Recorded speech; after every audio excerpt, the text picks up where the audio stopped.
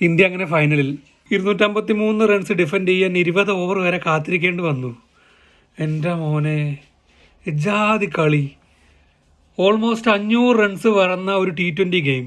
Close മാച്ചൊക്കെ ഇഷ്ടമാണ്, പക്ഷെ അതൊരു ഗ്രൂപ്പ് ലെവലൊക്കെ കളിക്കുമ്പോൾ രസമാണ് കാണാൻ. സെമി ഫൈനലിലും നോക്കൗട്ട് ഗെയിംസിലൊക്കെ ഇങ്ങനെ ക്ലോസ് മാച്ച് വരുമ്പോൾ കണ്ടിരിക്കുന്ന പ്രേക്ഷകൻ്റെ നെഞ്ചാണ് തകരാൻ പോകുന്നത്. ചില്ലറ ടെൻഷനൊന്നും അല്ല സംഭവിച്ചത്. എന്തായാലും ജയിച്ചല്ലോ, സമാധാനമായി. ഫീൽഡിങ്ങിനെ കുറ്റം പറഞ്ഞിട്ട് ഇന്ന് ഫീൽഡിങ് അങ്ങ് സെറ്റായി. ക്യാച്ചസ് വിൻ ദ മാച്ച് എന്ന് പറയില്ലേ, ഒരു ക്യാച്ച് കളിനെ ജയിപ്പിക്കും. ഹാരി ബ്രൂക്ക് സഞ്ജു സാംസന്റെ ക്യാച്ച് മിസ് ചെയ്തില്ലായിരുന്നെങ്കിൽ ഇന്നൊരു പക്ഷേ ഇന്ത്യ ഇത്ര റൺസ് സ്കോർ ചെയ്യില്ലായിരുന്നു. ഈ മൊത്തം ടൂർണമെന്റിലും പൊട്ട ഫീൽഡിംഗ് ആണെന്ന് പറഞ്ഞിട്ട് ഫീഡ്ബാക്ക് കിട്ടിയിട്ട് ഇന്ന് അവരങ്ങ് ശരിയാക്കി. അതെ, അതങ്ങനെയാണല്ലോ വരുള്ളൂ.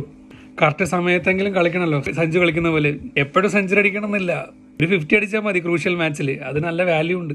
അതാണ് പ്രൂവ് ചെയ്തു സഞ്ജുടാ. ഒരു ഘട്ടത്തിൽ ഇന്ത്യയുടെ കയ്യിൽ നിന്ന് പോയെന്ന് വിചാരിച്ചാണ്.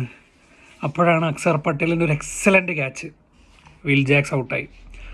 അവിടുന്ന് മുതൽ ബുംറയുടെയും ഹർഷദീപ് സിംഗിൻ്റെയും ബോളിംഗ് കൺട്രോൾ കൊണ്ട് ഇന്ത്യ, അവർക്ക് കുറച്ച് അടിയൊക്കെ കിട്ടി എങ്കിൽ പോലും മൊമെൻറ്റം ഷിഫ്റ്റായി. ഒബ്വിയസ്ലി ബുംറ, എത്ര നാൾ ബുംറയാണ് നമ്മളിങ്ങനെ ആശ്രയിക്കും ക്രൂഷ്യൽ മാച്ചസിലൊക്കെ. കഴിഞ്ഞ വേൾഡ് കപ്പ് ഫൈനലും ബുംറ വേണ്ടി വന്നു, ഇന്നും ബുംറ വേണ്ടി വന്നു. പെർഫോമൻസ് നമ്മൾ എടുത്ത് പറയണമല്ലോ. വിൽ ജാക്സ് പുള്ളിയുടെ ഈ ഒരു വേൾഡ് കപ്പ് ക്യാമ്പയിൻ ചരിത്രത്തിൽ ഇടം നേടും. അത്രയും നല്ല പെർഫോമൻസ് ആണ്. ബോൾ കൊണ്ടും ബാറ്റ് കൊണ്ടും ക്രൂഷ്യൽ സമയങ്ങളിൽ എപ്പോഴും ഇന്നും പുള്ളി ഇംഗ്ലണ്ടിനെ ഹെൽപ്പ് ചെയ്തിട്ടുണ്ട്. ജേക്കബ് ബത്തൽ 22 വയസ്സുള്ളൂ ഉത്തരവന്.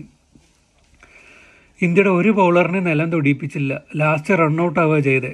എന്തായിരുന്നു നിങ്ങളുടെ ഇന്നത്തെ ഫേവറേറ്റ് മൊമെന്റ്? കമന്റിൽ രേഖപ്പെടുത്തൂ. ഇനി ഫൈനലിൽ കാണാം.